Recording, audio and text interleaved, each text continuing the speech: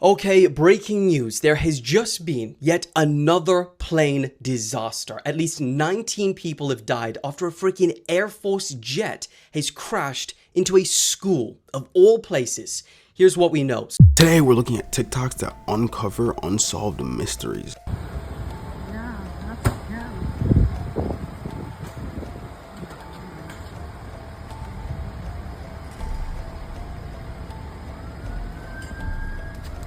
Welcome back, guys. Thank you to all the channel members for support. As I've been told, y'all, I've been busy July and August, so I'm not gonna be posting as much, but when I do get time to post, because I miss y'all so much, I post. So look, I have time, so I'm posting. Some big things are going on lately in the news. Apparently Hulk Hogan died. There is an alien invasion that's bound to happen in November. It's been going viral, and a lot of more crazy stuff we're gonna be looking at in this video today. If you guys haven't already, remember to like, subscribe. Let's go. These are my confessions as a psychic medium, part 5. When I'm checking out at a store, your loved ones will scream at me to give a message to you. I have to figure out, are you receptive or not? You're alone in your room and you feel like this? Just know that you're right. There is a spirit there looking at you. If you've ever had a near-death experience or have come really close to passing, just know that your spidey senses are going to be awakened and you're going to experience everything. No one has a special gift like they say. We all do this. They're lying to you. Like, no, literally, everybody does this. We're all a spirit in a body. I don't know who came up with the garbage that spirits care about your privacy. Honestly, they don't. When you're in the shower or when you're in the bathroom is the perfect time for you to receive messages. When you make a baby, you literally are creating a brand new universe inside of you. It's wild to think about. If you cross over in an accident or it's unexpected, remember, spirits will be there to bring you home to the other side. It's not random for them. They know everything that will happen is happening and did happen. If one of your loved ones was a complete butthole here in life, guess what? When they cross over, they will have to go through and experience what you went through your eyes. So don't worry, they'll know. When you put your dog or cat down at the vet, the first thing they do is they get up and they float with you back home to your house. Came with you as soon as they took their last breath. If your spouse passed tragically or suddenly, they will try to sleep with you in bed at night. If you feel a little impression, that is them. If you have a significant other or friends with benefits or whatever you want to call it that has crossed over and you really miss them, you had one of those crazy dreams, that was very real. They are making you experience them over again. Remember, all it is a vibration. There is a dark place, don't go to it. And I can honestly tell you, if you're asking the question, will I go to it? Probably not going to. Remember, do evil people really think that they are? I hope that answers your question. If you have a miscarriage, sometimes that miscarriage is an actual spirit and will come back next time when you have a kid or somebody close around you that has a kid. The other times it can just be for a learning experience, for you to get out of a relationship or for you to leave a person. So it's not always a spirit. Sometimes it's just your soul's way of saying, hey, let's get out of here. And yes, the God word is real, except it's not a man in the clouds. It's actually everything. It's you. It's the sweater. It's everything. We're the creator of your own universe. Hope that helps. You don't need crystals to connect to the other side. In fact, you don't need them at all. You have all the energy. You have all the power within inside of you. Why are you diluting it with something like this? And somebody's going to argue with me about this in the comments. I don't care. You're probably going to ask, why do you have them? Because they're beautiful. When you go to sleep at night, your soul travels. And there are 3 possible spiritual dimensions that your soul will journey into. The soul gets bored because the body is sleeping and it just wants to come out and travel. The first spiritual dimension is with earthbound spirits, those that are trapped here in between dimensions of time. And the second spiritual dimension is the Akashic records, where every thought, word, deed, and action of every human being that's ever existed on this planet and every time frame and reincarnation that they've ever been through are stored. And the third spiritual dimension is the heavenly dimension, God's dimension. It's in that dimension where you can see the future. You can interact with high-level souls that have crossed over. But you can go to any one of these spiritual dimensions depending upon your intention before you go to sleep. Now, I go into these at will. When I actually go into deep trance and predict the future, I'm right into the third dimension. The clip that I'm about to show you is pretty unnerving and I don't recommend watching it at night. So if it's nighttime, save this for the daytime. There is a creator on here that has one video on their account and it's a lot. It's creepy. It's very creepy. So in the caption of this video or on the screen, they say that they just recently moved very close to the woods and at their door every single night they are hearing the exact same sound. And this video of this sound at their door is the only video, at the time of me filming this at least, that they have posted. So let's look at that video.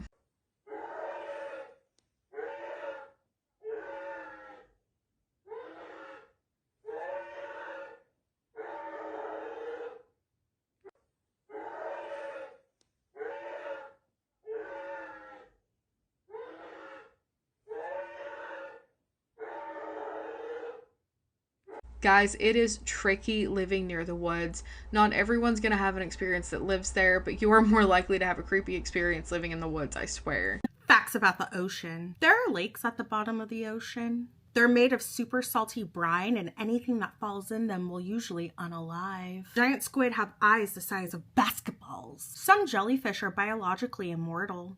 Like, every time they get old, they revert back to babies. There are zombie worms, and they secrete acid that dissolves whale bones, and that's how they eat. The ocean sounds different after earthquakes. That's how scientists track tsunamis. There's a mysterious sound called the bloop that they think comes from a gigantic sea creature that we don't know anything about. If you're lost at sea, your body will swell due to saltwater absorption before you ever even drown. There's a lot of underwater caves in the ocean that are like full of human bones because a lot of deep sea divers don't make it back up. Some octopuses can rewrite their RNA codes. It's like rewriting their biology just because they feel like it. Did you know that there are sea snails that are way more venomous than any land snake, and one brush with them can unalive you?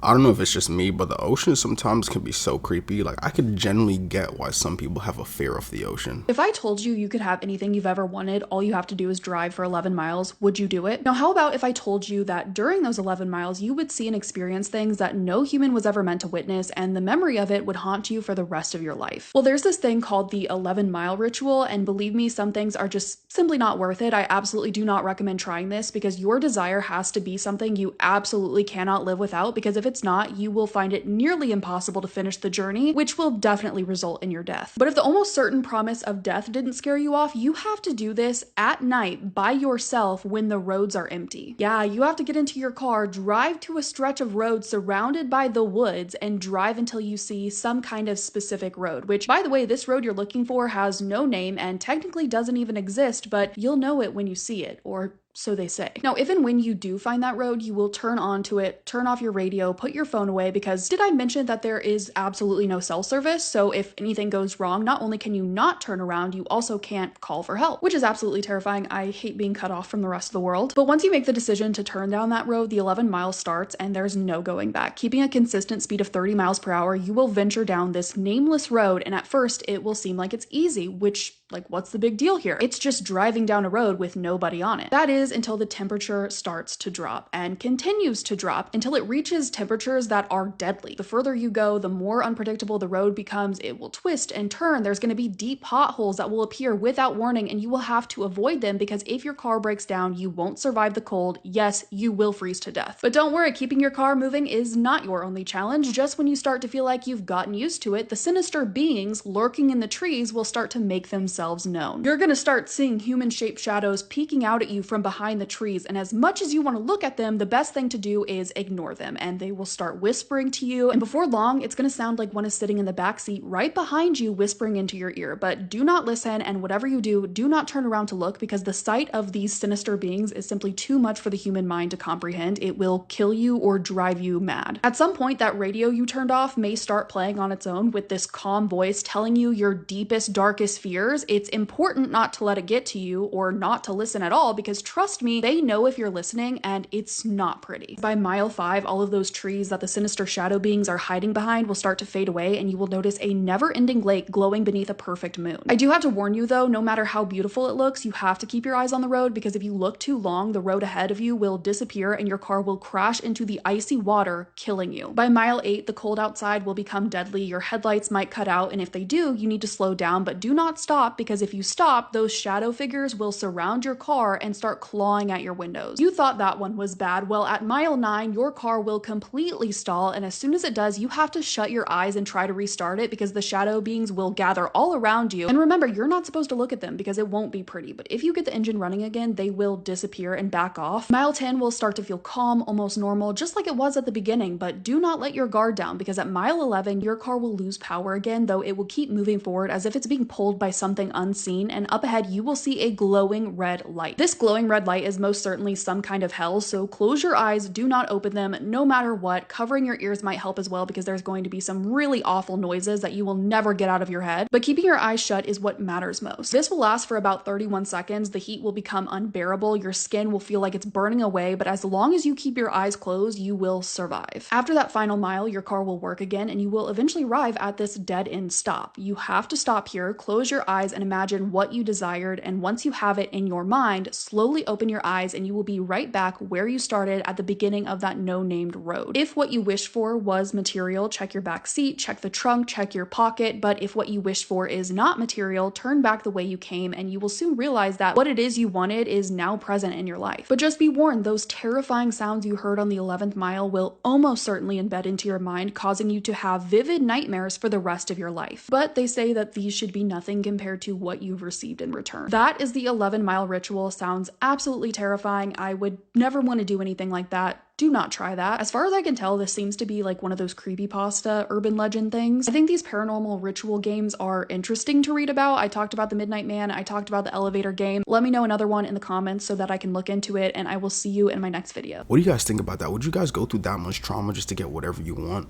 Let's say it was like $5 million, right? Let's say you wish for 5 M's or something. Would you go through that just to get it?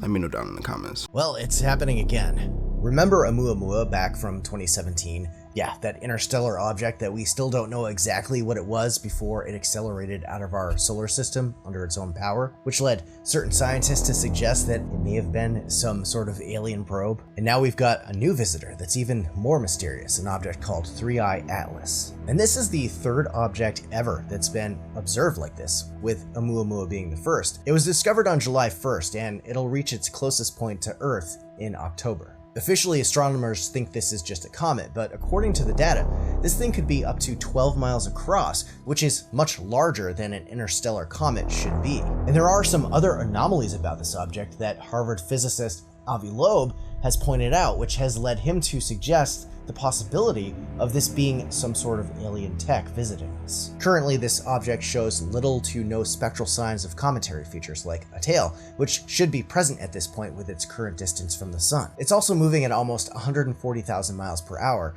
on a seemingly intentional and very close trajectory towards Jupiter, Mars, Earth, and Venus, almost like it could be scanning the inner planets, and the odds of that being a natural occurrence are apparently pretty low. Its brightness also suggests that it might not be made of rock and ice like a comet usually is. It could be made of something else, which some speculate could be an artificial material. 3I Atlas is also coming in at a retrograde orbit within 5 degrees of Earth's orbital plane, which apparently only has a 0.2% chance of happening naturally. And the kicker is, when 3I Atlas is at its closest point to Earth on October 29th of this year, we won't even be able to see it because it's going to be hiding behind the sun, which would be a perfect place for some kind of alien probe or craft to hide away from our telescopes and satellites for us to get a really good look at it. Kind of suspicious if you ask me. Now, it seems more than likely that this is just a comet after all. Even Avi Loeb says that the data implies that, but it'll be interesting to see what happens as this object gets closer to Earth. Dude, there's this huge news that's going on. Apparently, we're supposed to get invaded by hostile aliens in November. I've heard about it. Like, I've seen a lot of videos on TikTok about it, and I'm thinking to myself, like, it's a little bit ironic that we're supposed to get attacked by aliens. Like, this news comes out just as they expose Donald Trump for being in the Jeffrey Epstein files. I don't know, just a little bit suspect to me. So I looked more into this interstellar object that could possibly be an alien threat, according to a Harvard professor. Apparently that study that had been done was by a Harvard professor. Remember how I told you guys that I had a dream that I believed was a vision, that this object was cylindrical? Now the Harvard professor believes that this is possibly alien and possibly a threat is because of the shape of the object is very unusual, and the object's path is apparently supposed to be directed toward the side of our sun that is going to make it excluded from our vision. In other words, telescopes will not be able to see this object when it gets close enough to our sun that we can actually see it. Not only that, but the professor also believes that the rock that came flying through here years ago, Oumuamua, was a recon sent to this area of the solar system in order to spy on humanity. They're saying that this one in particular will go past multiple planets in order for them to possibly set up some kind of spying technology on those planets to view us from afar, or possibly set up some kind of base on those planets. If you haven't seen the other video where I talk about this craft and the vision that I feel may have to do with that, I will post that down below. But guys, we may have an actual UFO, an actual alien craft on the way to the Earth right now. This video is not a joke. I don't know if it's real or not. Obviously, we won't know until that happens, if it ever does happen. Now, if our leaders start talking about this, we have to be cautious, because they could either tell us that this is a good thing or a bad thing, and we won't actually know. We can't actually take that for 100%. So we have to judge with our own eyes when this happens, if this is a good, benevolent force or a horrible one. Because in my opinion, the horrible ones are already here. So is there just an excuse to make a mass farming of the Earth? We can't really say until it happens. We have some big news right now. A Delta co-pilot was arrested moments after landing in San Francisco late last night, and we're now just learning about it. According to the San Francisco Chronicle, Homeland Security Investigations agents essentially stormed into the cabin and arrested a Delta co-pilot. We're now learning from Bill Melugin, who is a Fox News reporter, that the reason why he was arrested was on charges of child sex abuse material. This was aboard flight 2809, a Delta flight. They stormed the cockpit. According to passengers, it was a very stunning situation. They had not expected it. It literally happened minutes after the plane had landed in San Francisco. Obviously, good thing that agents were able to arrest him.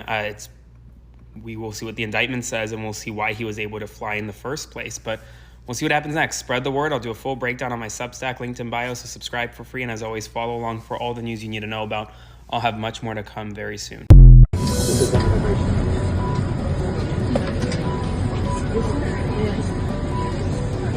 This is immigration.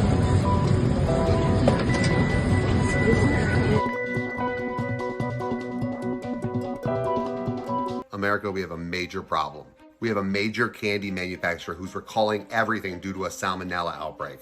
Now, before I get into it, these candies are sold at big box stores like Target, Walmart, and Dollar General. Basically, any of this candy that is coated in this white substance is being recalled. So Palmer Candy is under investigation, okay? Basically, consumers who have purchased any white coated confectionery items manufactured by Palmer Candy Company are encouraged to return the items to the place of purchase for a full refund. And this stuff's gonna make you sick, guys. I mean, we're talking about any kind of candy, pretzels, trail mixes, stuff like that. You see at Dollar General, you see at Target, Walmart, anything has that white coating on it, you could get salmonella. And I know my kids love coated pretzels and all that stuff from Dollar General. That's what they're talking about, people. It's gonna make you very ill.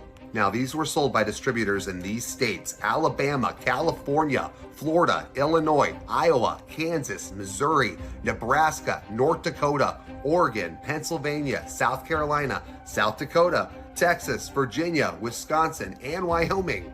That's like over half the country. So I can't stress it enough. If you have any of these products, you guys, any of those mixes, anything coated with this white substance. Antinatalism is the idea that bringing anyone into existence is morally wrong in itself. It states that life means suffering, and suffering is inevitable for every living being. Giving birth or creating life in any capacity means introducing that life to pain and misery without their consent, which this philosophy claims is morally unethical and humans should abstain from. Last Thursdayism is the theory that everything that exists, including all the memories of your past, could have been created last Thursday. There's technically no evidence that absolutely disproves this. You just assume the past existed because you remember it, but those memories of your past years of existence, along with everything and everyone in the universe, could have been put here just last Thursday. Existential isolation is the philosophy that no one can ever truly know what it's like to be you, to experience the world, your perceptions, thoughts, and feelings exactly the way you experience them. Even in love, friendships, and all forms of human connection, your mind is sealed off in its own truly isolated bubble. No one will ever know what it's like to be you, how intensely you experience certain emotions, and you'll never be fully understood. Death is reality's only absolute certainty. Its absence quite literally defines your entire existence. Every action, every plan, every thought, every breath is made under the shadow of inescapable death. Everyone lives in constant denial and suppression of the thought of its inevitability until it's happening to you. The fact that you are going to die motivates your every action and thought in life. Panpsychism suggests that everything has some form of consciousness, not just living beings, but even inanimate objects and matter itself. Your phone might have feelings, your couch might too, or the rocks under your feet. The air you breathe may all feel to some capacity. Even individual atoms may have their own form of experiencing their own reality. Consciousness is everywhere and exists all around us, just in ways that our human consciousness is not able to comprehend. Solipsism, the philosophical stance that you are the only conscious being in the entire universe. Nothing actually exists beyond your own consciousness. Everyone you've ever known, spoken to, walked by, even those you've never met in your entire life, isn't really conscious, but merely exist as organic objects that move and make sound for your own consciousness to experience. Or they don't even exist to begin with. Even your own thoughts and memories don't actually exist, but is just your own consciousness experiencing itself. And without being able to experience anyone else's consciousness firsthand, there's no way you can ever disprove this theory. But by far, my most personally disturbing school of philosophical thought is when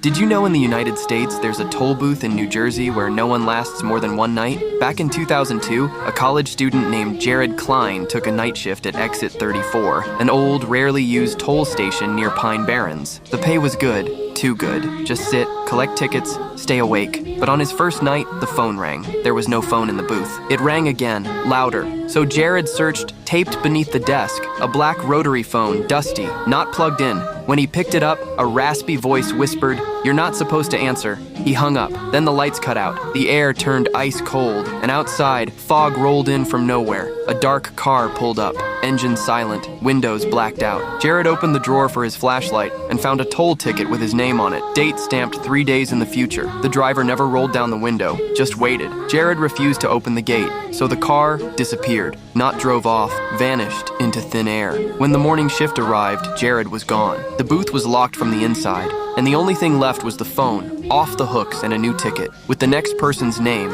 they shut down Exit 34 the same week, but truckers still say they hear a phone ringing when they drive by, even though the booth isn't there anymore. I bet you didn't know there's a place in the United States that actually teaches you how to have superpowers. Yes, you heard that right, superpowers.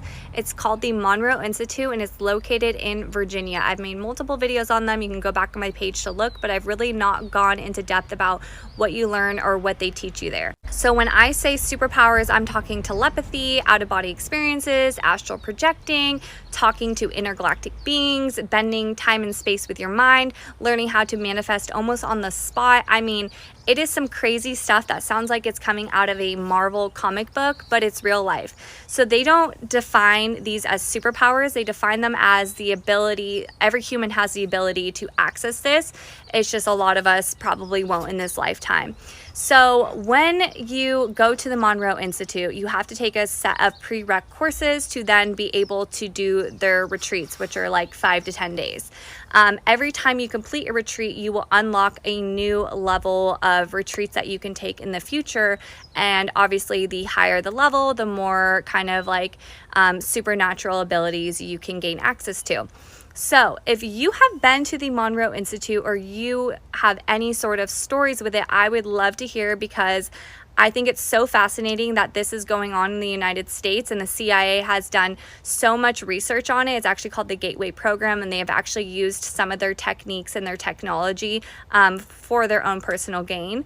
But I would love to hear your stories regarding it down in the comments. That's kind of crazy, no? Have any of y'all ever been to the Monroe Institute? Or maybe after watching this video, some of you guys might go to the Monroe Institute. We've got some breaking news, and I can't believe more people are not talking about this given its significance. Scientists have just spotted with the James Webb Telescope this very large object moving through our solar system. Now, this thing is going at an incredible rate, faster than other objects that have moved through our solar system. Scientists think that this is something from an alien planet, and perhaps it is some sort of alien civilization making its way towards Earth.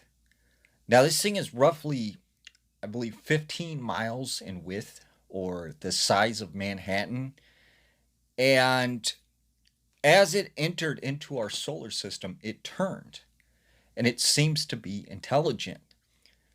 And not only did scientists say that they think this is from an alien civilization, they said whatever it is could be hostile.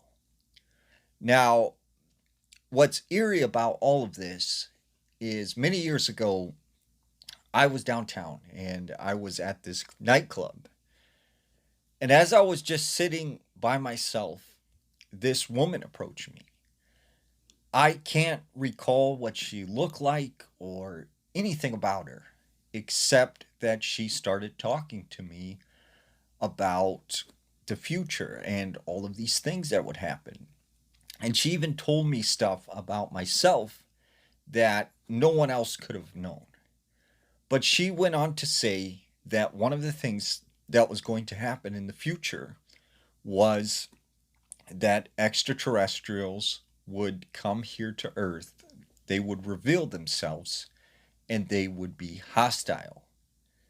So reading this and hearing about an object predicted to come here in November, potentially hostile, it makes me wonder, could this be some sort of extraterrestrial invasion? On a scale from 1 to 10, how freaked out would you be if you learned that something not entirely human had been living inside your vent, watching you sleep every single night? Well, do I have a story for you. So there was this guy, we'll call him Jerry, and he'd only been living in his new place for a couple of weeks when he began hearing a series of very strange noises. Every single night, just after 3 a.m., Jerry would wake up feeling like someone was watching him. He would be completely drenched in sweat, heart racing, grab his glasses and start looking around the room, but there was never anyone there. But when he would finally just settle back into bed, he would hear this soft scraping sound coming from right above him. And one night, after who knows how long of pretending it wasn't real, he finally looked up and realized that the noise was coming from the ceiling vent, the one directly over his bed. This went on for weeks. Every single night, like clockwork, Jerry would wake up at 3 a.m., stare at the ceiling vent until the noises stopped, and then eventually just drift back to sleep. He was fed up, he was exhausted, he was sick of waking up in the middle of the night. So he went out and bought one of those little in-home security cameras, set it up in the corner of his room, aimed it right at the ceiling vent, and figured that this should give him the answers he was looking for. And at first, there really wasn't anything super unusual. Every morning, Jerry would check the footage. He'd see himself wake up around 3, hear the scraping, maybe toss and turn a little bit, then just fall back asleep. But then things started getting weird, because right after Jerry would fall asleep, the vent cover would start to move like something was pushing it open from the inside, and then the camera footage would cut out, only coming back a few hours later, usually when Jerry was waking up for work. So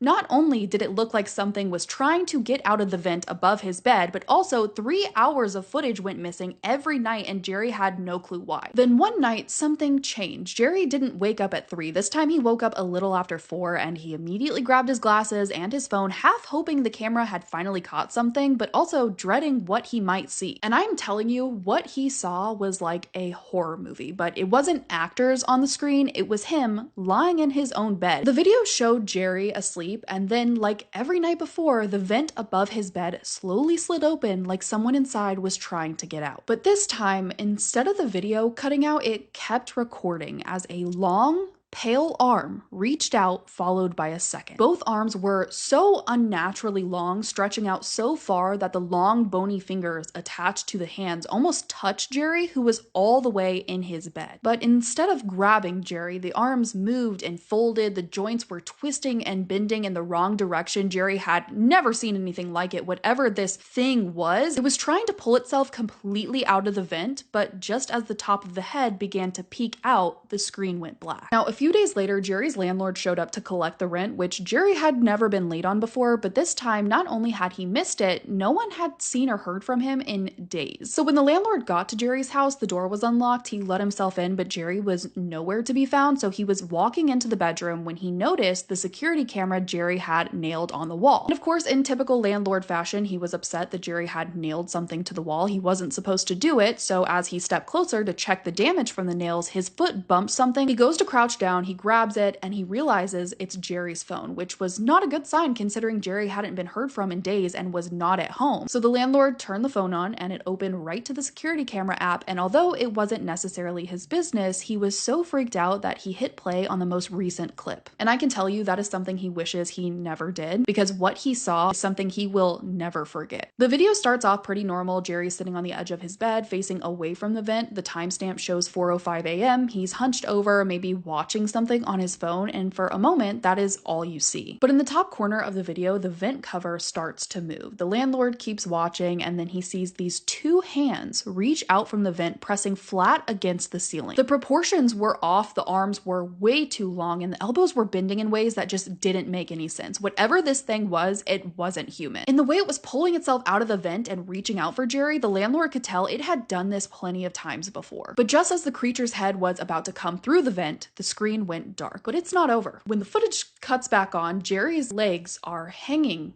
out of the vent, just dangling there with no ounce of resistance or struggle, and he is slowly being pulled into the vent until the same non-human hand reaches out, grabs the vent cover, and snaps it shut. Obviously, the landlord freaked out, dropped the phone, called the cops, but despite a thorough search of the house, they found nothing. When they got to the vent above Jerry's bed, they had to pry the cover off. It was covered in this thick layer of dust, like no one had touched it in years. But the landlord was certain about what he'd seen on the video. When he tried to show the cops, the footage was gone. The security app just showed the startup screen like the camera had never even been connected. But of course, the investigators agreed to check the vent because the landlord was so insistent. And when they pried off the dusty vent cover and looked inside, they were shocked to find Jerry's glasses folded neatly and resting right on the edge of the vent opening. No one knows what happened to Jerry, and no one believes the landlord about the video footage, but there's no denying Jerry's glasses were found in that vent. So if you ever hear a soft scraping noise coming from your vents, maybe it's best to stay curious. You never know what might be watching you while you sleep. If you have made it to the end of this video and you haven't had a chance to check the caption, this is another fictional story. It's completely made up, didn't happen. Thank you so much for watching. If you enjoyed this story, let me know in the comments. Let me know if I should write another scary story and make a video about it, and I will see you in my next video. Did you know there's a shark that annoyed the US Navy so much they had to redesign submarines? It's called the cookie cutter shark. It glows in the dark, it's the size of a Subway sandwich, and for some reason, it thinks everything is a snack. It bites whales, dolphins,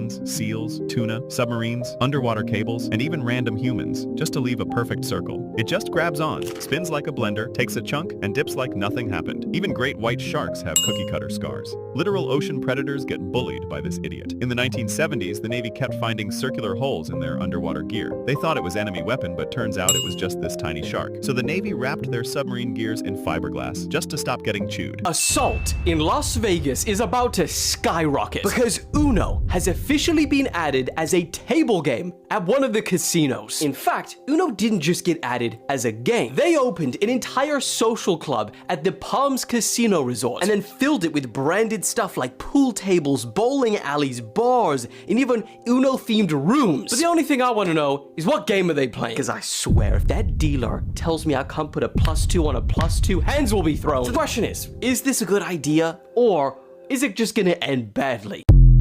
Okay, breaking news. There has just been yet another plane disaster. At least 19 people have died after a freaking Air Force jet has crashed into a school of all places.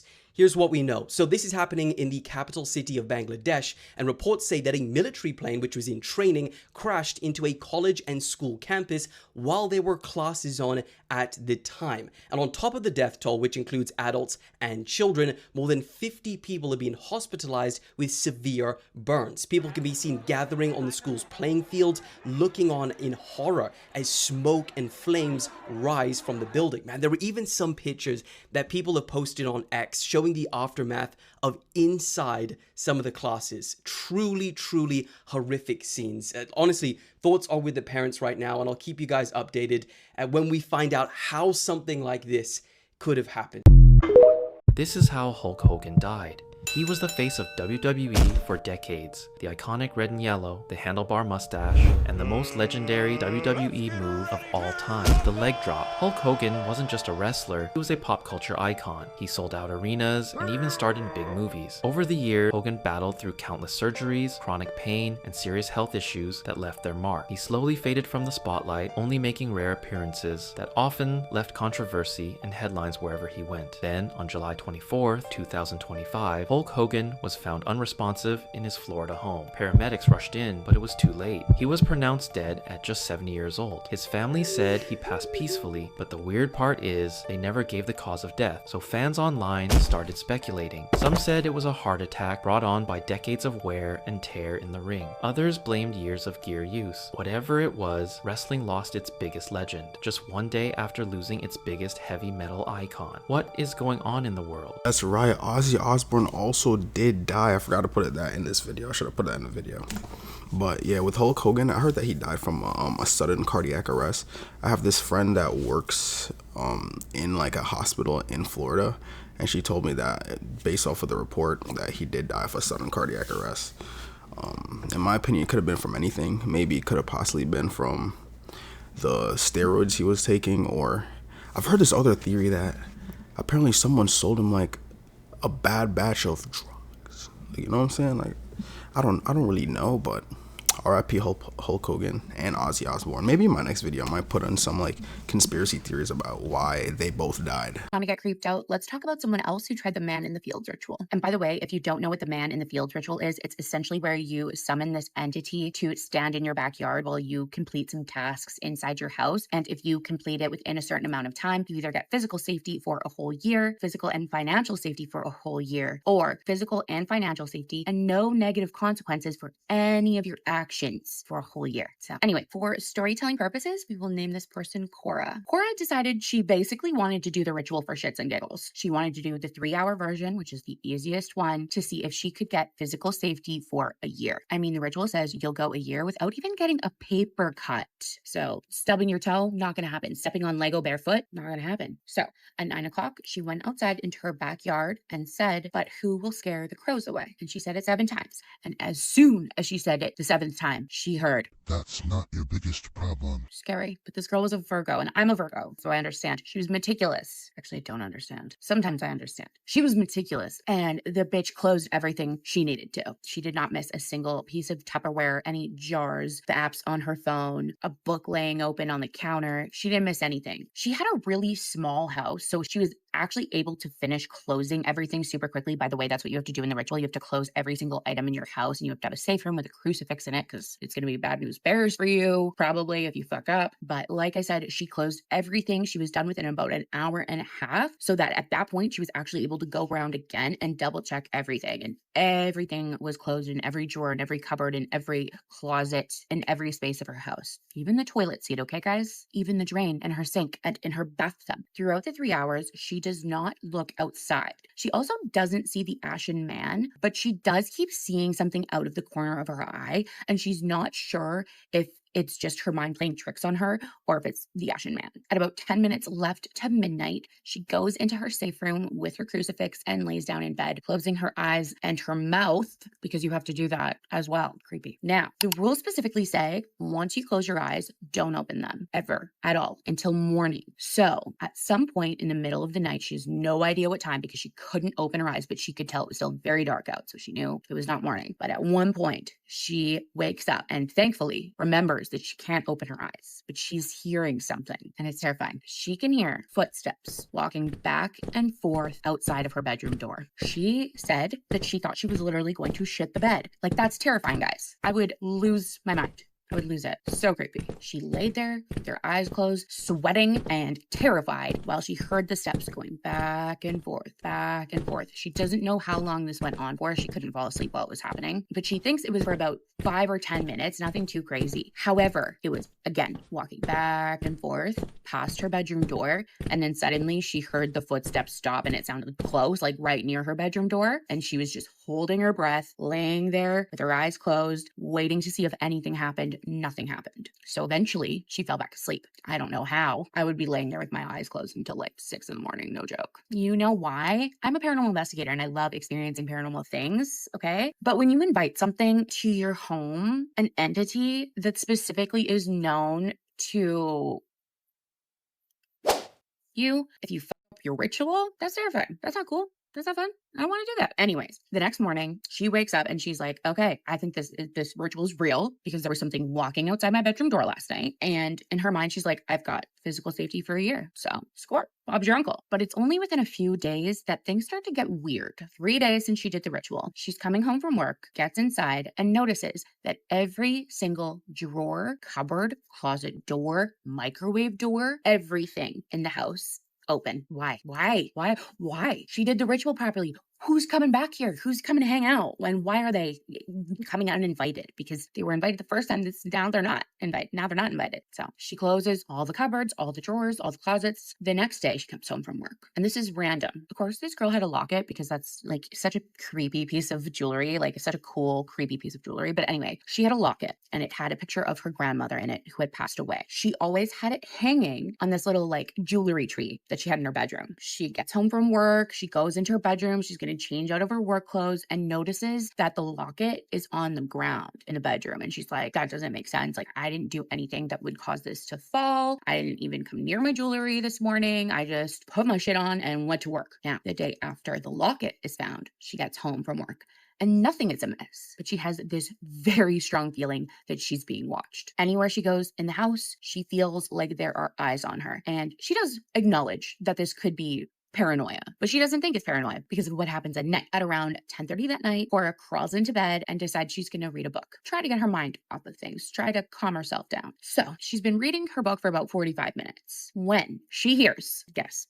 walking in the hallway again. And she lives alone. The girl lives alone. The only pet she has is a fucking goldfish. So this is not normal for her to be hearing someone walking in her hallway. The footsteps are the exact same as the night she did the ritual. Back and forth, back and forth. For about 10 minutes, it's time she can look at the clock. So her eyes are open. But there's no sound of the footsteps stopping exactly in front of her door. And eventually the sound kind of just dissipates. So she's able to kind of convince herself that like, maybe I just imagined that, or maybe like I'm crazy and just super paranoid from doing the ritual. The next morning, Cora's heading out to work again. She goes out her back door to go walk to her garage where her car is parked. When she turns around to lock her back door, in the glass of the door, she sees a reflection of something behind her, a scarecrow. And obviously she is startled and whips around and nothing's there. Again, she's like, okay, I could be imagining this. The next day is a Saturday. Cora doesn't have work. She spends the morning watching TV, drinking coffee, and then starts doing a little afternoon clean. And the TV is off at this point.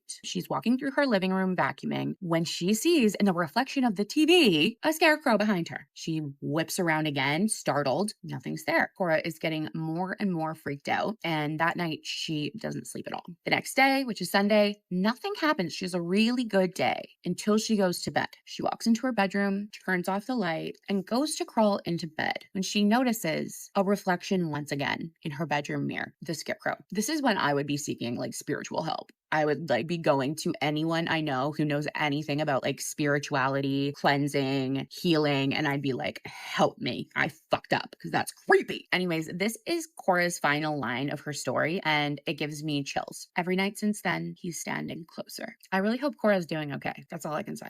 Dude, anything with summoning demons, entities, you know what I'm saying? Anything with that, it's always gonna just end with some bad. It's either one, gonna end with something really bad happening, or you just being like really paranoid, or two, nothing's gonna happen. It's either one or two. But in my opinion, anything with like demons or like entities or negative energies, I would say stay away from. Thank you all for watching this here video.